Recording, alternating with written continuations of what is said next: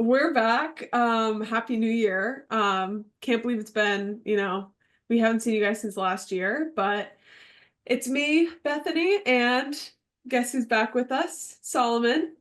So we're jumping into things, the new year, new hockey. Not really, it's the same season, but there are some updates that we have for you guys. So if you haven't been paying attention, the Minnesota Wild currently plagued with injuries. We've got Middleton's out, Lauko's out, Kaprizov's out, and Spurgeon's out. I think that's it. But there could be more that I just don't know about, and it could change by, the time we post this on Thursday. Obviously there was a little bit of a slew foot on Spurgeon that caused him to be out. And people are, speculating about that being a career-ending injury. So hoping for the best for him. Dirty players, dirty players. I kind of I like the physicality in the game. But when you're talking about a career-ending injury, that's gross, man. That's somebody's livelihood you're going after, their long-term health. Yeah, I think you can play a physical, game and be a force on the ice without, injuring people. Um, so And yeah, honestly, yeah, it's like not only is this, like a great wild player, but he's like the captain. So it's like now you're really like messing with the team's like leadership and it's just ridiculous. It's like this is somebody's life and it looked like a pretty severe injury. So obviously when your foot goes into the boards like that, it's not good. So um I mean, I guess we'll see. I saw the Wild play last week. They were still great without all of those people. Pretty impressive for them to be able to hold up in these types of, tough games against the Caps and stuff like that. They're still playing extremely well. Um, the Blue Jackets. I mean, listen, I have so many opinions about this team. This team is like, I think if if I were just looking on from the outside, I would think that this is like a playoff ready team. I know that might be silly to say because they're not the top of the Metro Division. They're like in the middle. They're like, trading off with different teams about like, who's best and who's not. But they're ridiculously good at home. They're ridiculously good against really good teams. They beat the Bruins, they beat the Hurricanes. They beat just other really excellent teams. The Jets, I think they beat once. I just you wouldn't expect them to play this well given their history in the recent couple years, given their goaltending, given who they have on their team. It's not a star-studded team, but I think with consistency they could be a playoff team. Unfortunately, they're not as good on the road. Their goaltending's a bit of a mess. But, if they have those big players stepping up, that's important. They've got their top line. I believe four four of the Blue Jackets are in the top points of the NHL currently, like right now in the last couple of weeks. So that's pretty impressive. I think it's Zach Werenski, Sean Monahan, Dmitry Voronkov, and Kirill Marchenko, I believe, are all in the top 10, which is, in the last couple of weeks, which is pretty impressive. That's their top line and their best defenseman. So, with those four guys, like continuing their consistency, that's going to be good for them in the long run. Maybe they make the playoffs this year. I don't think anybody would have expected them to. I certainly didn't, and I like them. So, hopefully they can, pull their goaltending together, continue on winning like away instead of just at home would be, a big, huge thing for them. Yeah, I'm saying some pretty prominent playoff teams are kind of falling out of contention. I think that you kind of see I think Ottawa is kind of a lock for me in the playoffs. I think Montreal might find a way, and I think the Blue Jackets might find a way. I think people are saying well, Buffalo and Detroit are due, and I haven't seen the same drive in those teams that I have seen in like the Blue Jackets in Montreal. So I think, they're trending in the right direction, which is, really priceless in hockey because we've seen, so many teams really stagnate, out of a rebuild. So I think it's less of a given that, well, you've been bad for a couple of years, so obviously you have to get better. How many years has, Detroit been bad for? How many years has Buffalo been bad for? So it's not a given. So just making that progress is so important. Yeah, and like you said, like some of these major teams are falling out of, contention. So the Rangers being one. Obviously they tried trading to make things a little bit better. They traded Truba, they traded Kako. Didn't seem to work out in their favor. And Shesterkin's already injured or been injured. I don't know if he's currently still injured, but Yeah. like obviously you just paid this guy like $11 million and then he's like, oh, bye. Like, I mean, obviously injury is not intentional. You're not like disappearing on purpose, but it's like you need those like you need a good goalie to be able to make the playoffs, especially in the case of the Rangers, whose team has been kind of like dependent on the goalie in the last couple of years. And then you've got players, they're trying to switch things up, take guys from, Hartford or whatever and bring them up to the NHL. Obviously, in the case of Matt Rempe, that didn't work out very well. He's got his 8-game suspension still ongoing. I don't know how they're gonna fare in the next couple of years. Obviously, trading some of their major players is, it's not great. It doesn't look great. And then they obviously don't have confidence in the people that they do have. So that's been interesting. Bruins downfall also, but focused on the Rangers right now, like that's a concern. Yeah, let me tell you, the Rangers are a real mess right now. And it gives me great joy to say that, as an Islanders fan. I think there's very little buy-in in the team right now. I think the general manager's kind of lost the room. I think we've seen that Peter Laviolette is an effective coach, but he has an expiration, point. I think we saw it in Washington. We saw it many years ago with the Islanders. He was our head coach for a bit. I think it was really interesting. I was on Twitter the other day and I saw like statistics looking at Mika Zibanejad's like past couple seasons, and the downfall needs to be studied because it is insane how that man's game has devolved and how he's such a liability now. And he went from being, I think, one of the better players in the league and certainly a real key point to the Rangers strategy, and he's just nothing now, and he's not contributing to them winning games. He's contributing to them losing.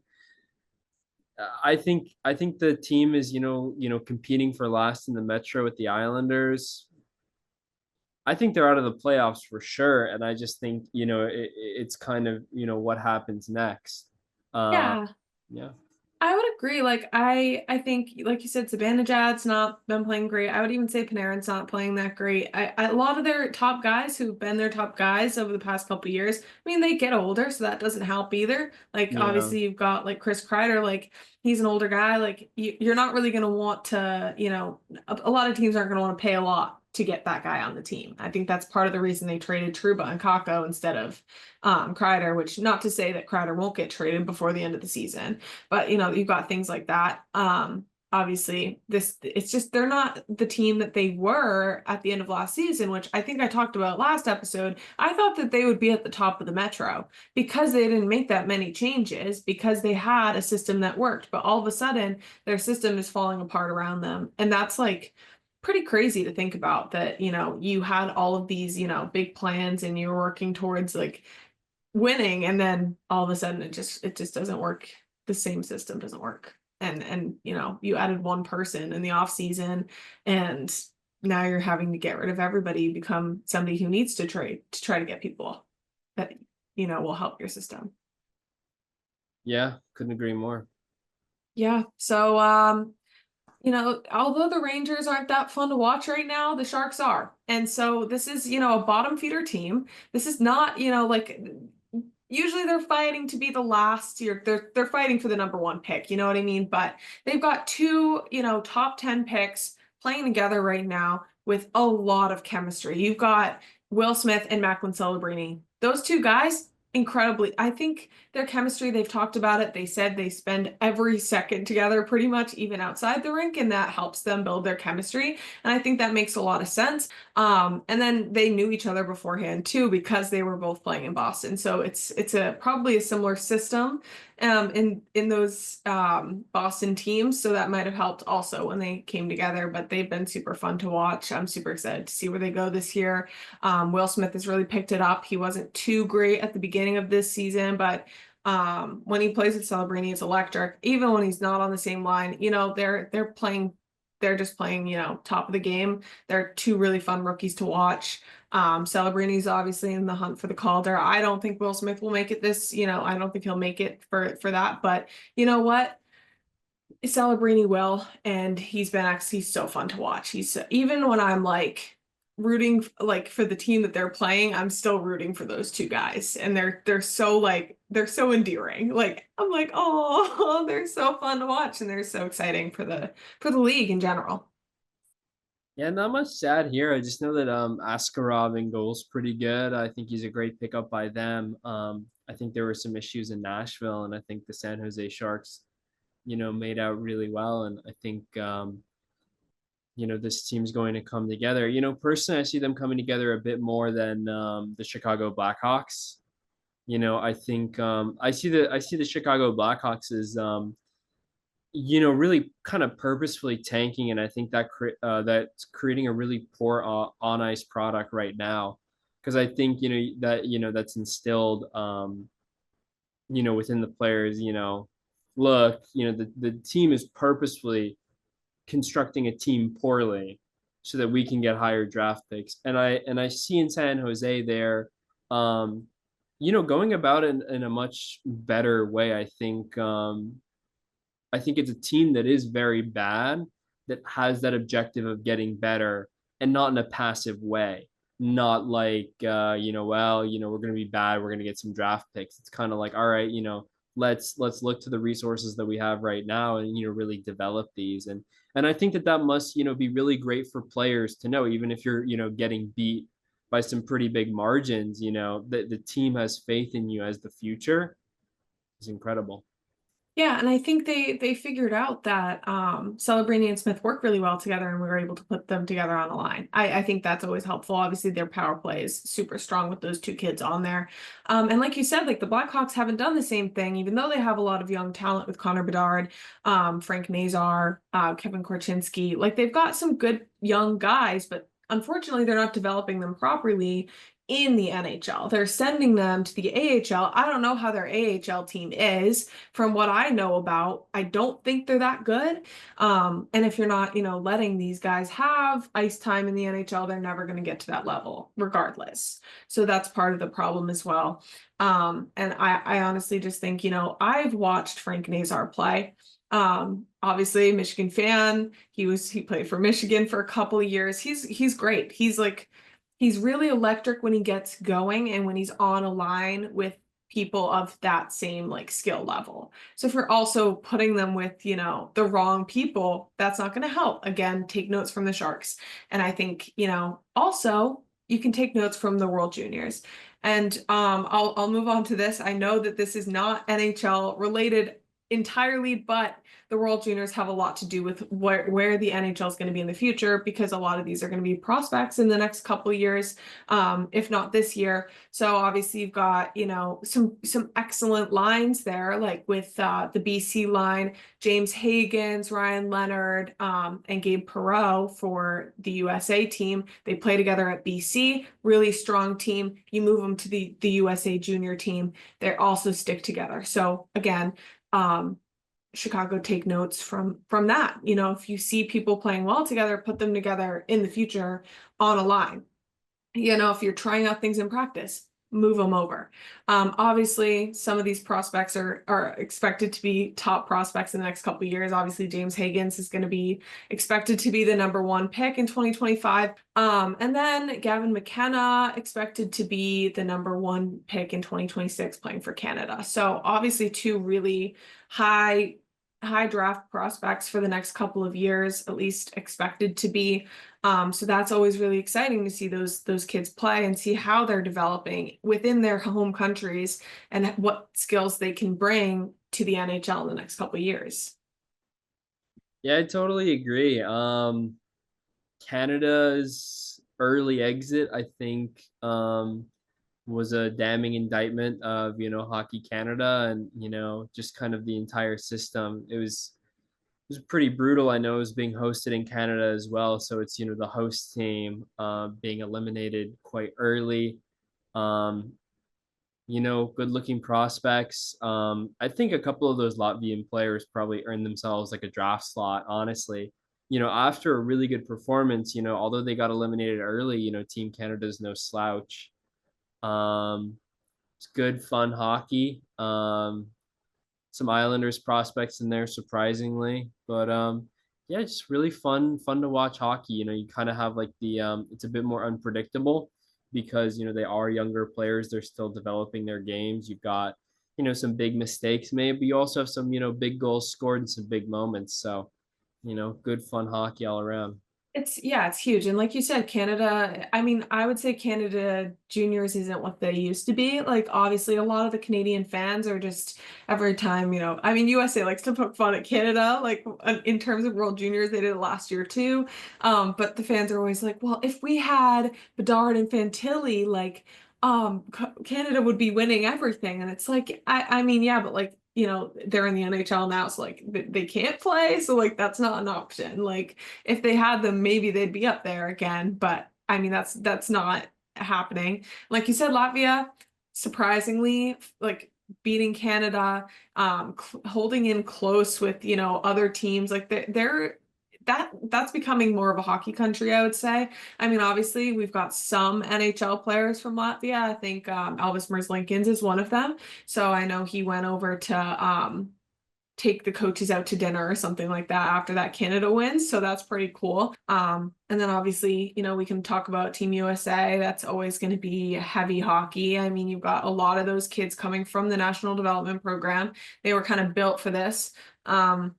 It's funny to me because that's a Boston heavy Team USA. It's, I think, 9 players that play for either BC or BU out of the, however many the roster is. So that's a hefty group. And then Ryan Leonard, obviously, BC kid, future capital.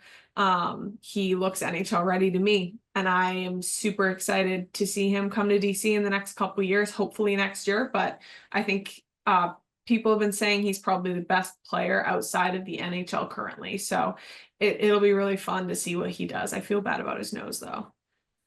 Yeah. Yeah, totally agree. So we'll move on. We're just gonna do a short pyramid of the week this week because I think the 6 teams is kind of a lot, and I don't think we need to do that many. So we're just gonna do 3 and see how that works to kind of expedite the process. You know what I mean? So first up, Vegas. So obviously the Golden Knights, they won the Stanley Cup a couple years ago. They're the top of the league right now. They've won 4 of their last 5. I mean, they're a really strong team in general. They've just done a great job over there. And Jack Eichel, hometown hero, has gotten 52 points in 39 games. So he's on it. He's hot right now. I hope he keeps it up. I don't want to see another Golden Knights Stanley Cup, but I would definitely try to go home and see it if he brought it back to the home state of Massachusetts. So we'll see. I totally agree. Vegas is a great team. They play hard every night. I think they're kind of like a perennial top of the league. Um, can't say that I like them, but they play a fun game. Yeah, they're definitely they're not my favorite team, but what can you do? And then we're gonna go Toronto. That's our pyramid so far. Listen, I don't really like Toronto, but they are the top of the Atlantic right now. They're holding that spot currently. Whether they stay there or the Panthers kick them out, this is very reminiscent to me of last year where it was like the Bruins and Panthers flip-flopping. It's going to be the Panthers and the Leafs this year. I mean, the Bruins aren't that good. I hope they don't even make the playoffs at this point. But yeah, I mean, the Leafs they're pretty impressive right now. Obviously, Matthew Knies kind of owns the Bruins at this point, getting a hat trick against them last night. Not really that exciting for me, but good for him. I like Matthew Knies. He's solid.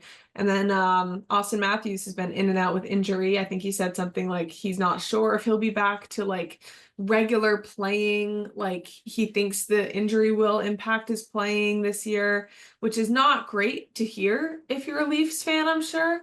So you don't want to hear your like captain and top player being like, yeah, man, this injury is really like messing with me, and I don't think I'm going to be at my best for the rest of the season.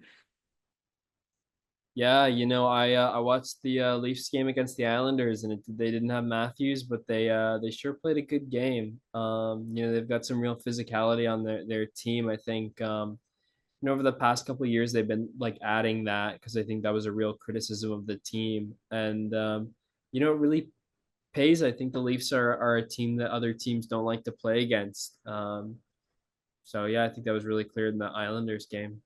They're tough, and especially against the Bruins, it's always a physical game. It's always like Yeah. heated. So, I mean, I don't really like to watch those games that much because it's so tough. But yeah, I mean, best to Matthews. Hopefully he's okay. But I mean, they have so many star players on that team. Like Mitch Marner steps up, Nylander steps up. I don't know what's going to happen with Marner after this season. I would like Boston to get him, but that would be crazy and unlikely. So we'll see.